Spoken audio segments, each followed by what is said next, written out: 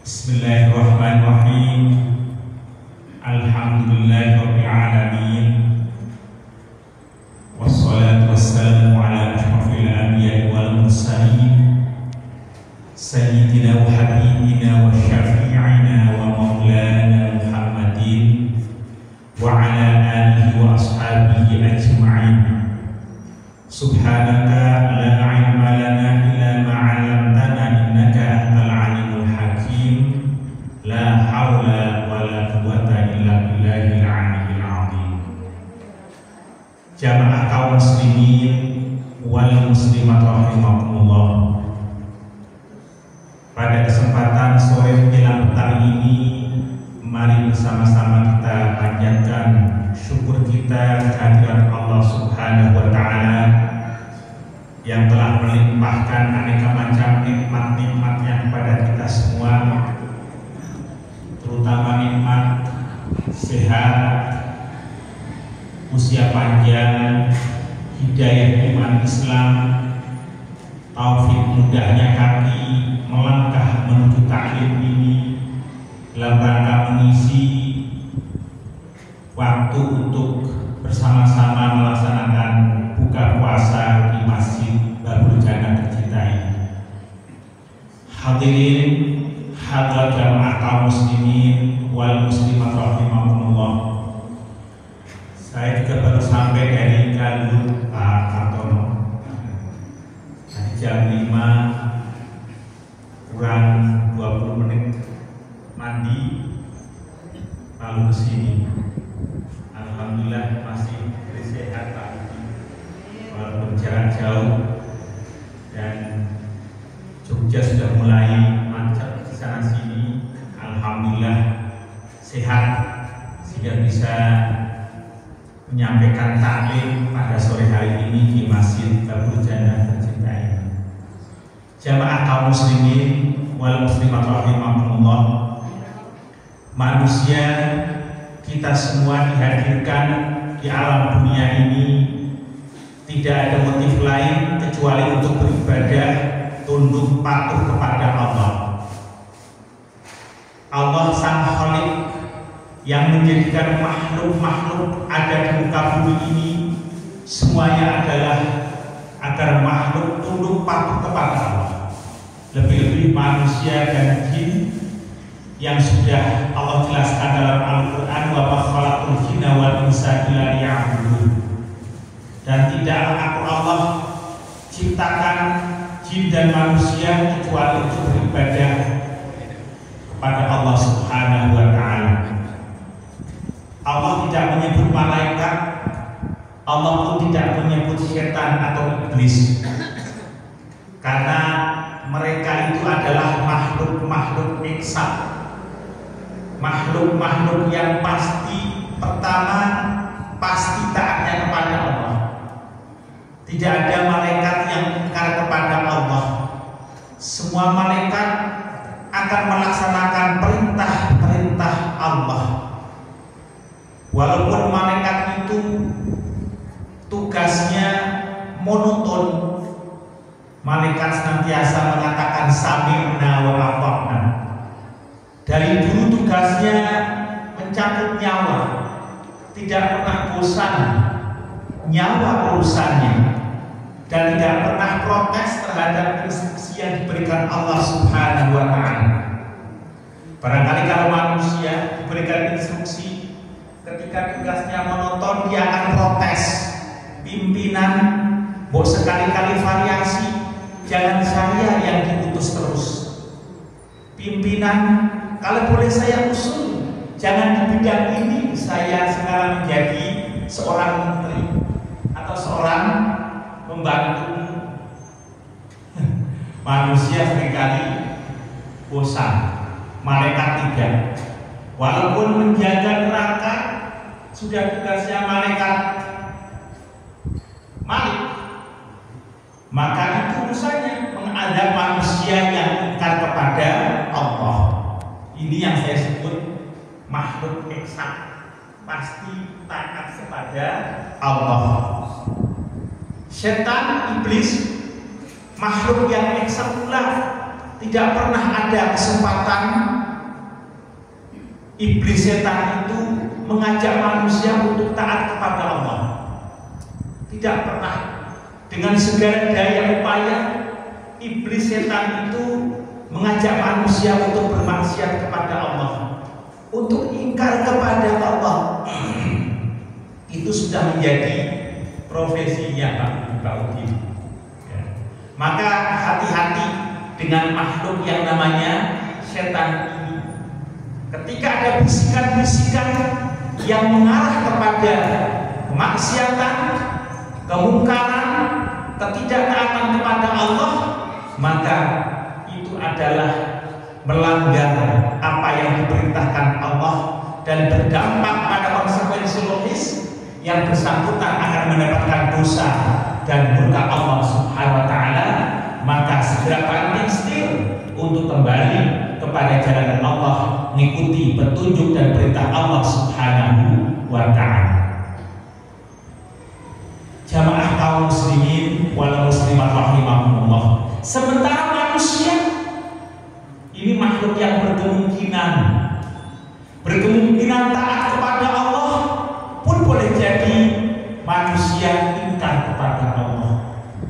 Banyak manusia yang taat kepada Allah, paham terhadap perintah-perintah Allah, dengan sekuat tenaga dia berjuang untuk menjadi hamba-hamba Allah yang taat.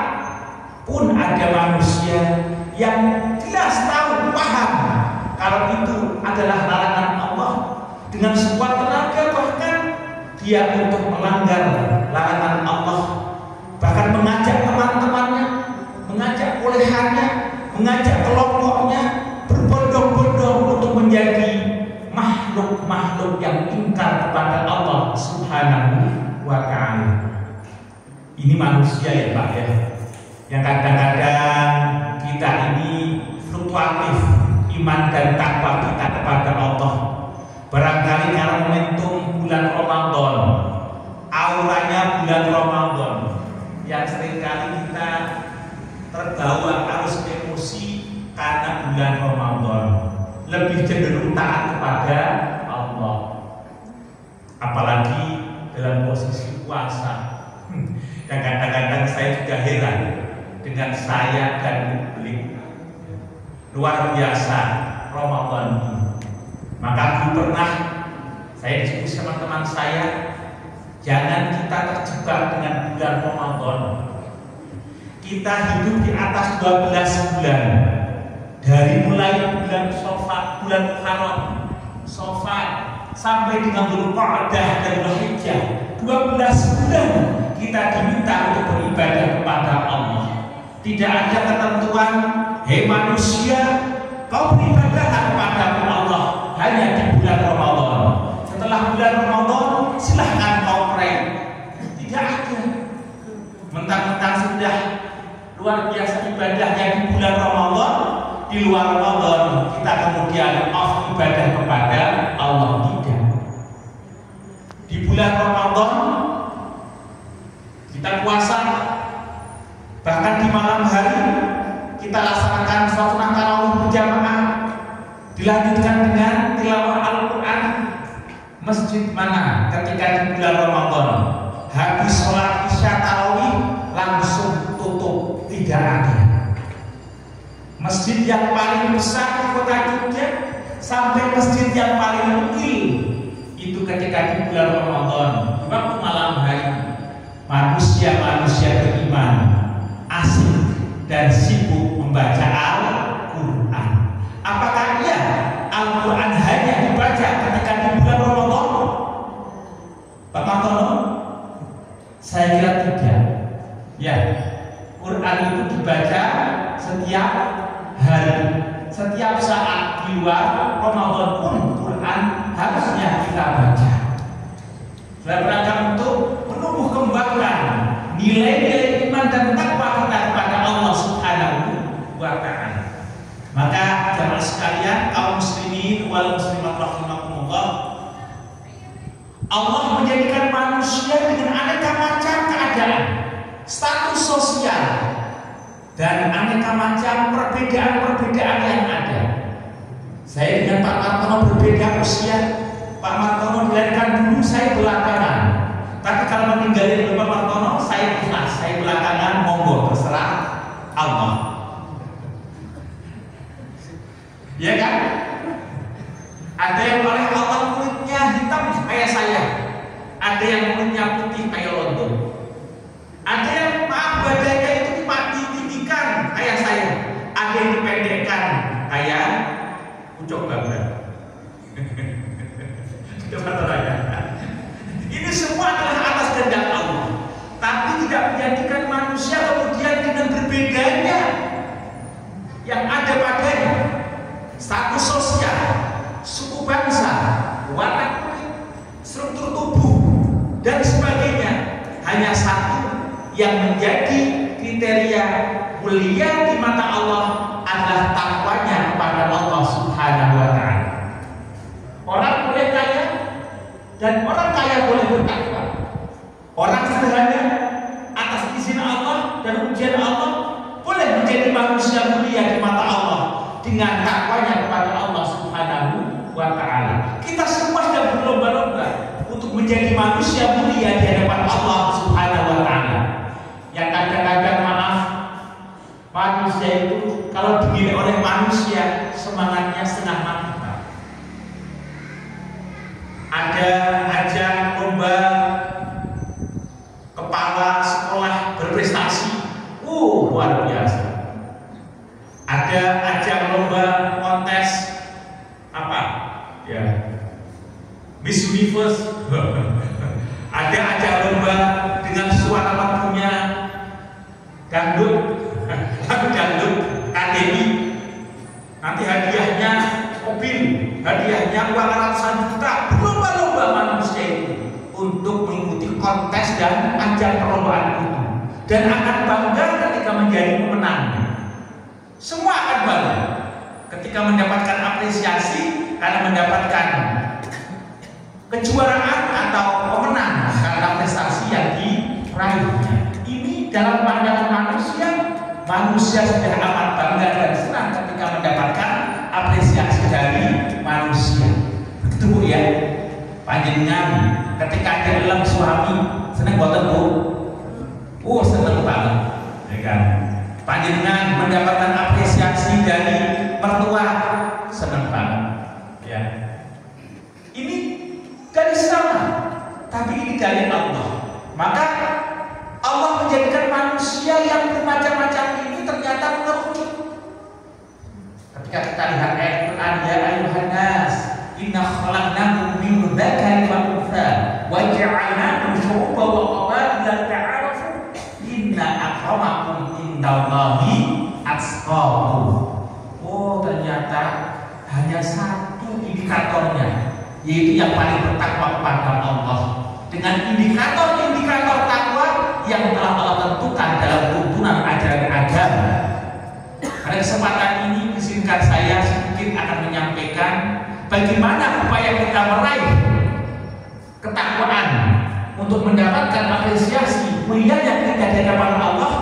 Yang pertama, tanamkan rasa takut kita kepada Allah.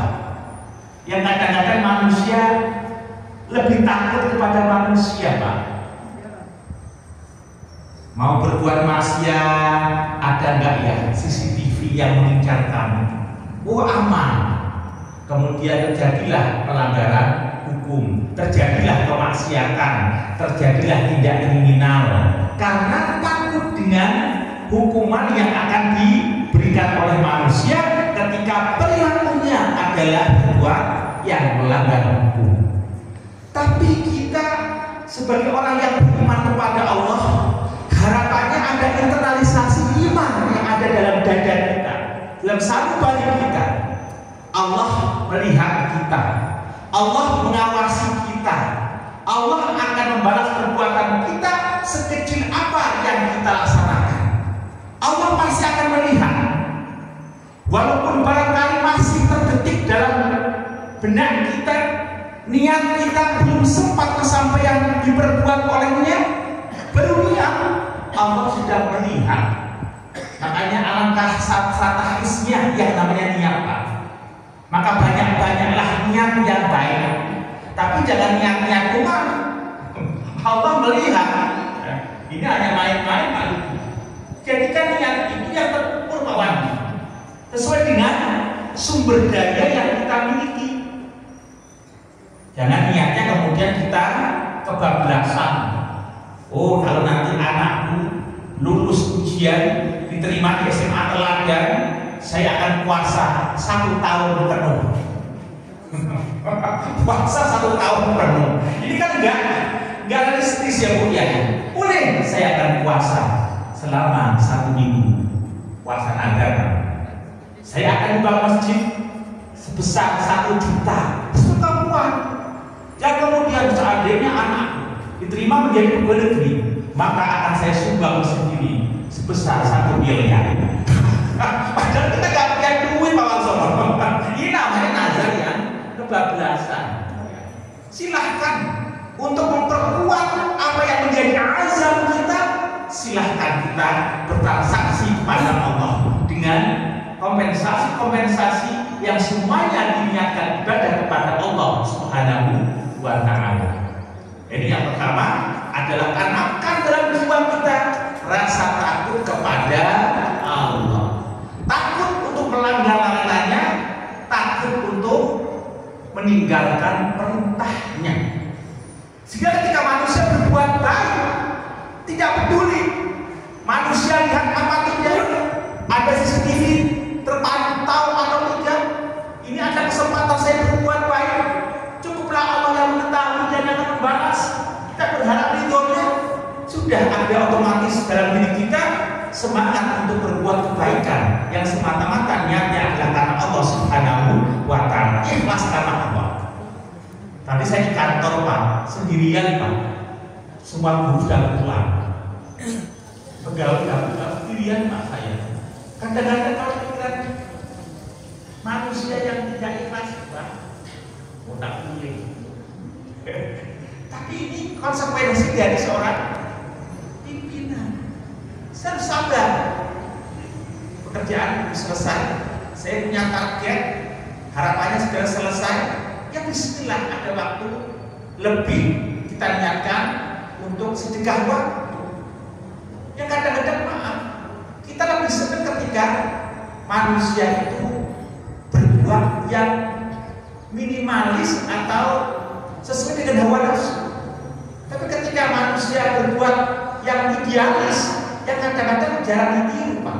Apalagi maaf, kerja keras dengan kerja culas, kerja keras dengan kerja malas, gajinya tidak berbeda, sama saja.